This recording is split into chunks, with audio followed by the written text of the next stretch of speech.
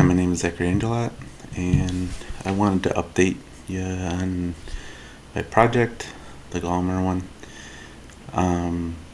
Apparently prior I thought I was running on a GPU, but I was not. And apparently I was just running on the CPU, even though I had all this GPU stuff loaded. And a lot of that I think was because a lot of people use web GPU. For whatever reason, it just, I don't know, I didn't get it all out of my code.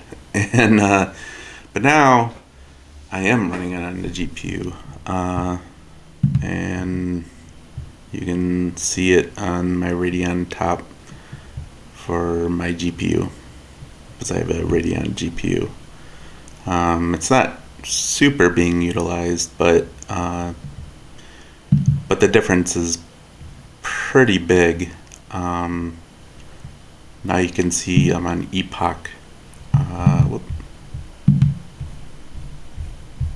Epoch about 19,000. The loss, I don't think it goes back that far with zeros with it printing, but it was up a bit. Batch size 256, which is a lot higher than what it was. I think originally it was doing like 64. And throughput is now 2,421, which is way higher than, I think I was doing like 200 or something. So basically what happened, I used that Go FFI library, which is this one. So the thing I didn't understand before yesterday when I made the video was that pretty much all languages have to use some kind of either binary or like Vulkan SDK or whatever in order to interact with the GPU's proprietary code. And so I was looking at all sorts of ways. I was even asked Gemini and stuff, what can I do to make this more pure Go than having to use or having the user have to install all this stuff.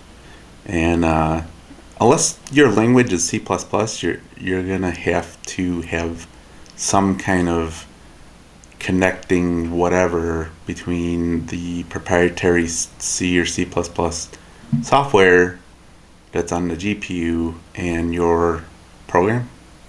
And so this I found I'm probably not saying it right.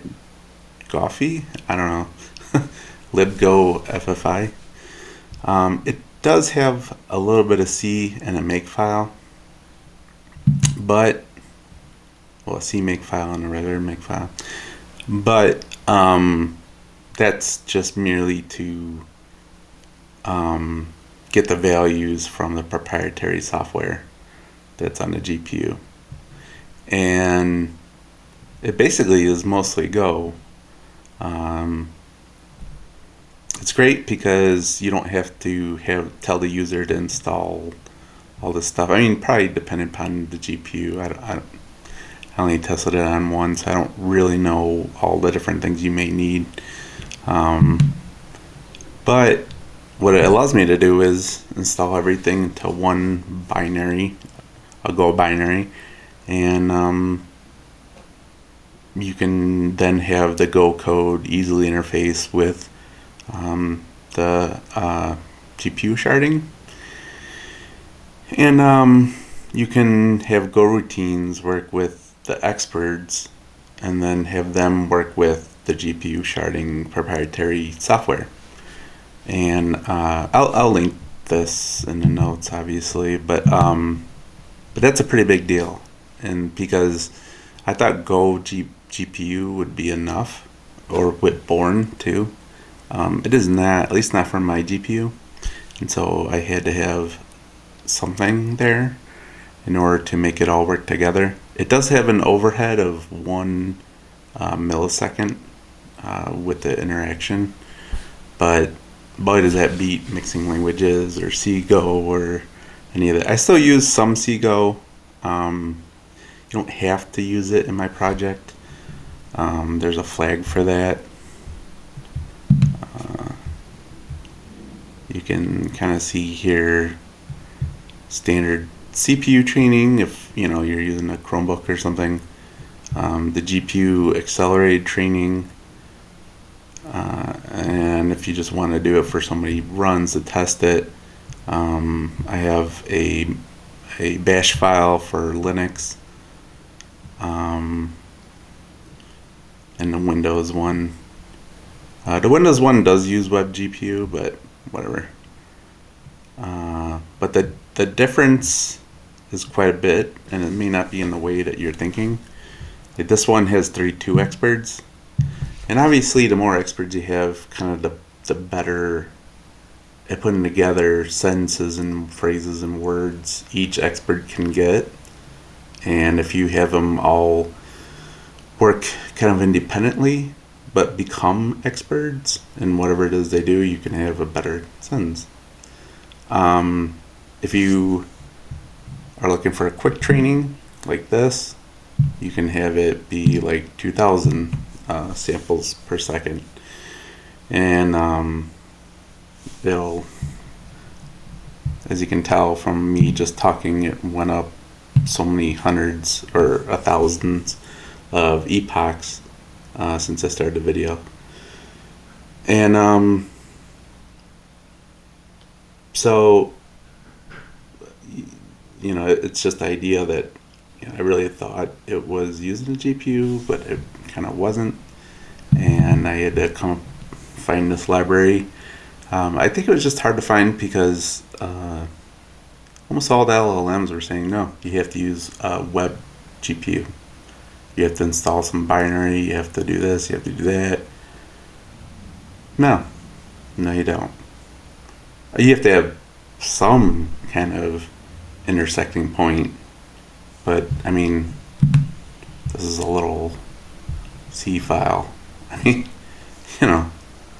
that's like nothing, and it really doesn't get in the way or any of that. And you can have it already put into your Go binary. So, well, it sort of already is, but it's a library that you would use. But yeah, that's kind of been why I wanted to update things, because it wasn't really using the GPU. This one, in fact, is actually using the GPU, and I didn't really work too hard on getting the Go routines with the experts, with the sharding, to work too efficiently together. That's just something probably next weekend I'll probably work on, but it's training, I don't even know how many times faster now, and it's actually using the GPU. So yeah, just wanted to make the update video and provide kind of the means at which I use. It's still using Go, still using the Go GPU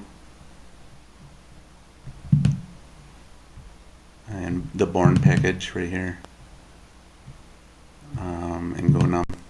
Whoop.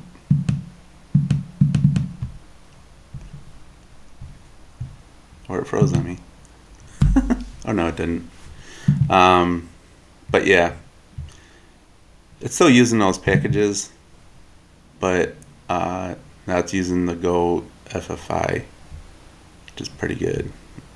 Where is that? It's kind of down on the below thing because it's Born up here, Go GPU down here, and then the Go FFI below that.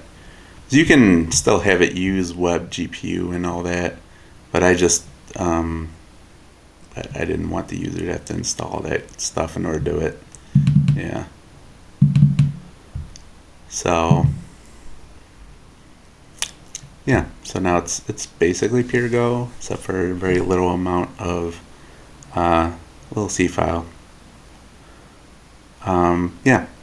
If you have any questions, please let me know. Thank you.